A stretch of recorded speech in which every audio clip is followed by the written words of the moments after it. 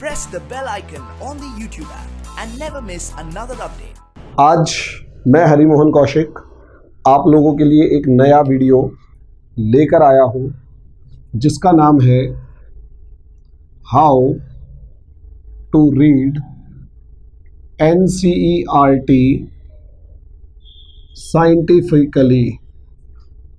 हम NCERT को वैज्ञानिक तौर पर वैज्ञानिक तरीके से कैसे पढ़ सकते हैं। NCERT को वैज्ञानिक तरीके से कैसे पढ़ सकते हैं। जब आप इसे देखेंगे तो NCERT एक तरीका तो पढ़ने का ये होता है, हम पढ़े जा रहे हैं, समझ में कुछ आ नहीं रहा और लास्ट में हताश और निराश होकर बैठ जाते हैं और उसके बाद फिर वही हमारी पुरानी आदत टाई फिश टाइप की आदत हो जाती है। देखिए, NCERT अपने आप में एक अल्टीमेट बुक है और UPSC इसके बगैर नहीं करी जा सकती, इतना समझ लीजिए। जो स्टूडेंट हमसे जुड़े हुए हैं वो भी, और जो नहीं जुड़े और जुड़ने की तैयारी कर रहे हैं वो भी, और जो सेल्फ स्टडी करना चाहते हैं उनके लिए स्पेशली। इस वीडियो को बहुत ध्यान से देखें, लास्ट तक देखें। मुझे ऐसा लगता है कि लास्ट तक आपको काफ़ी सारी चीज़ें नई देखने, सीखने, समझने को मिलेंगी। समझे? How to read NCERT scientifically. NCERT को पढ़ने का अलग अलग स्टूडेंट्स का अलग अलग तरीका होता है बुक रीडिंग का, लेकिन मेरा मानना ये है कि अगर आप उसे साइंटिफिकली पढ़ेंगे, जो हमारे बहुत से जो शिक्षाविद हैं उनसे बात करने के बाद पता लगा, तो वो ये है कि असलियत में हमारी प्रॉब्लम ये है कि हम किताब को किताब की तरह पढ़ते हैं। किताब को अपनी प्रैक्टिकल लाइफ यानी व्यावहारिक जीवन में नहीं उतारते हैं। जब तक हम किताब को अपने व्यावहारिक जीवन में नहीं उतारेंगे, बुक को रियल लाइफ से नहीं कनेक्ट करेंगे, मैं दावे के साथ कहता हूँ आप कभी भी UPSC में अच्छे मार्क्स नहीं ला पाएंगे। किताब ही नहीं समझेंगे UPSC तो भूल ही जाओ। समझे? ये पहला जो स्टेप है उसे हम कहेंगे स्पीड रीडिंग। इसमें आप किताब उठाइए और तेजी से पढ़ डालिए। 3-4 दिन के अंदर आपकी कोई भी मोटी से मोटी किताब क्यों ना हुआ वो ख़त्म हो जानी चाहिए। इसमें स्पीड रीडिंग के अंदर क्या होगा? Read your book thoroughly. आप उस बुक को तेजी से और तरीके से पढ़ते चले जाएं। प्लस आजकल क्योंकि वीडियोस YouTube के ऊपर बहुत सारे आ रहे हैं, try to watch the videos related to the topic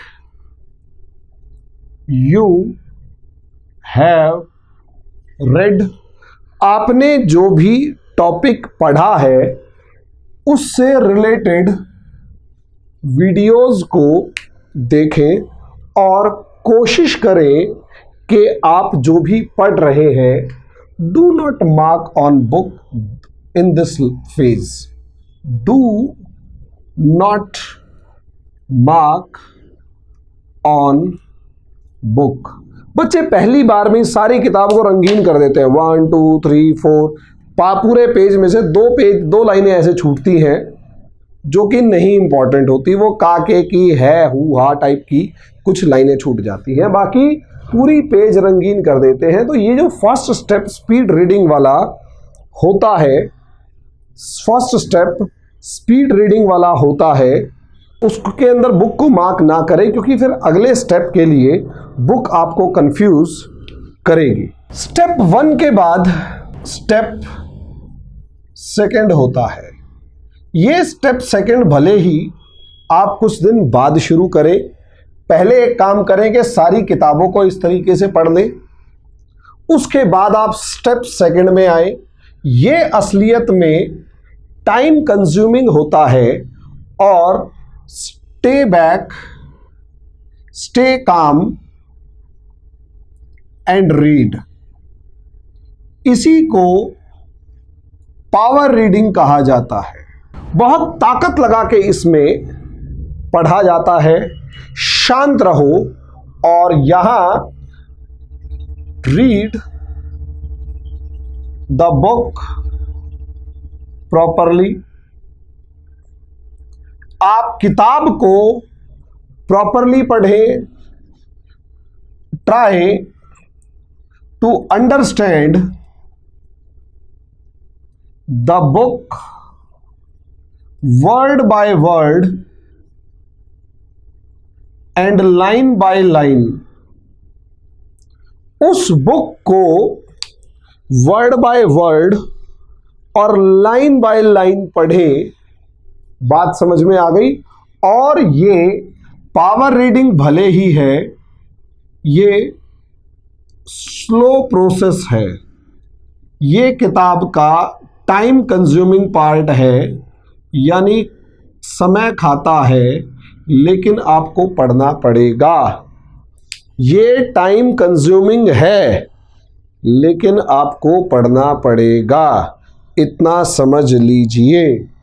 यही वो पार्ट है जब आप एक एक लाइन को, जब आप ये try to understand the book word by word line by line की बात कर रहे हैं, तो यहां पर आपको have to read a line और page 2 or more time.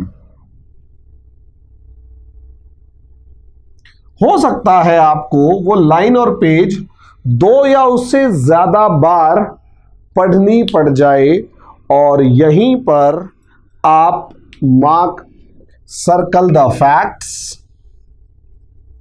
Circle the facts और अंडरलाइन द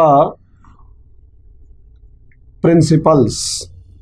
जो तथ्य हैं उनको तो आप सर्कल करेंगे, और उसके बाद जो प्रिंसिपल और सिद्धांत वगैरह दे रखे हों उसको आप अंडरलाइन करेंगे, लेकिन आप पूरे के पूरे पेज को अंडरलाइन नहीं करेंगे। आप समझिए, सिर्फ प्रिंसिपल्स अंडरलाइन होने चाहिए, उनका एक्सप्लेनेशन अंडरलाइन नहीं होना चाहिए। एक्सप्लेनेशन दिमाग में होता है, तभी कहा समझो। वो एक्सप्लेनेशन समझना होता है इस प्रिंसिपल का। बच्चे यही नहीं कर पाते, प्रिंसिपल को ही मार्क नहीं कर पाते और उसके एक्सप्लेनेशन को कहानी समझ के रटने की कोशिश करते हैं और उलझ कर खड़े हो जाते हैं। यही आपकी सबसे बड़ी समस्या रहती है, समझे? यही आपकी सबसे बड़ी समस्या रहती है। अगला पॉइंट जो है वो है आपका, ये सबसे ज्यादा इंपॉर्टेंट स्टेप होता है। ये इंपॉर्टेंट स्टेप इसलिए है, जो भी पावर रीडिंग किया है, जो भी पावर रीडिंग किया है, इसके अंदर नॉलेज कंसोलिडेटर प्रोग्राम होता है। नॉलेज कंसोलिडेशन करना जरूरी होता है, यानी जो भी आपने किताब पढ़ के पावर रीडिंग से जो भी ज्ञान प्राप्त किया है, वो सारी आप उसको मजबूती से अपने साथ बांध ले, उसको मजबूती से अपने साथ बांध ले। अब वो कैसे होगा? वो ऐसे होगा कि read the solve the questions, solve the questions, चाहे वो ऑब्जेक्टिव टाइप हो, चाहे वो सब्जेक्टिव टाइप हो, और कोशिश करें एक साथ ये स्टेप 3 में टॉपिक वाइज करें। स्टेप 3 में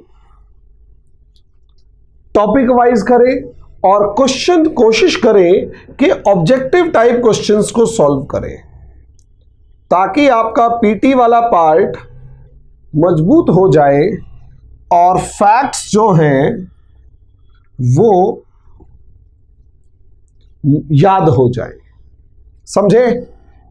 इसमें क्वेश्चंस ढूंढे, टॉपिक वाइज ढूंढे और कोशिश करें कि प्रीवियस ईयर क्वेश्चन पेपर जो है उन पर ध्यान दें।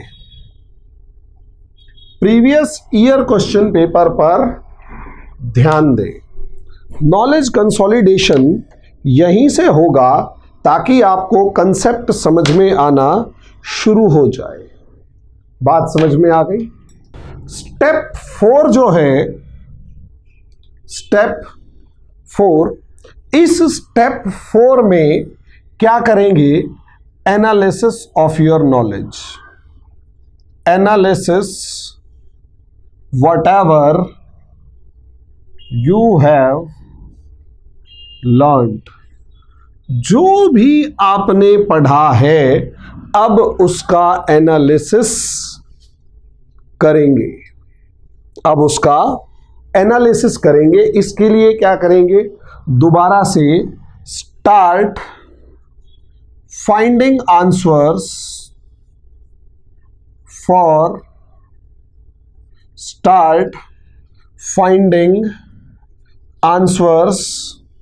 For previous year question paper या क्वेश्चंस। अब उस टॉपिक से रिलेटेड जो प्रीवियस ईयर क्वेश्चंस हैं, खासकर मेंस के, उनको उठाएं और उनके आंसर्स ढूंढना शुरू करें, लिखना शुरू करें और learn and right important facts. Learn and right important facts plus important concepts. Important fact और इंपॉर्टेंट कंसेप्ट्स को आप लर्न करेंगे। तीसरे, इस नेक्स्ट स्टेप में बहुत इंपॉर्टेंट स्टेप है। इसके अंदर असलियत में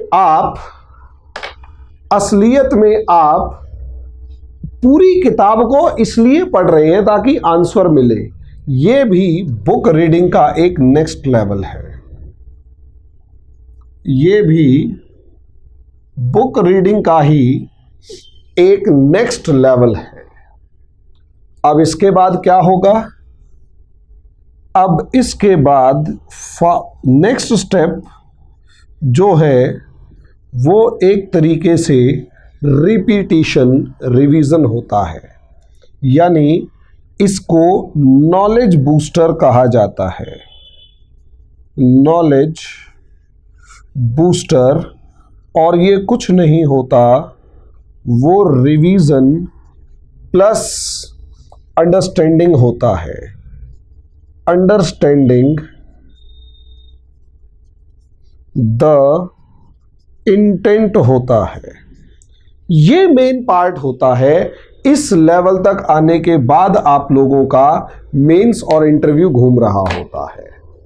यानी आप कहीं ना कहीं सिलेक्शन के आसपास घूम रहे होते हो जब यहां पहुंच जाते हो।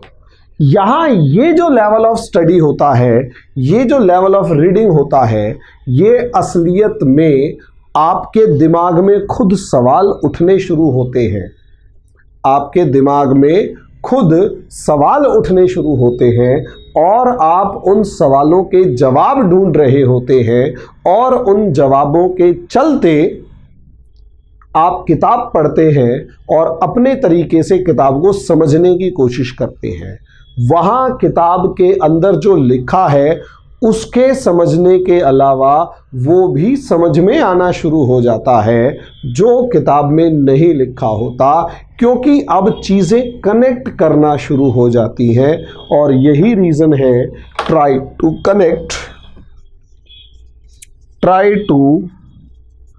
Connect the things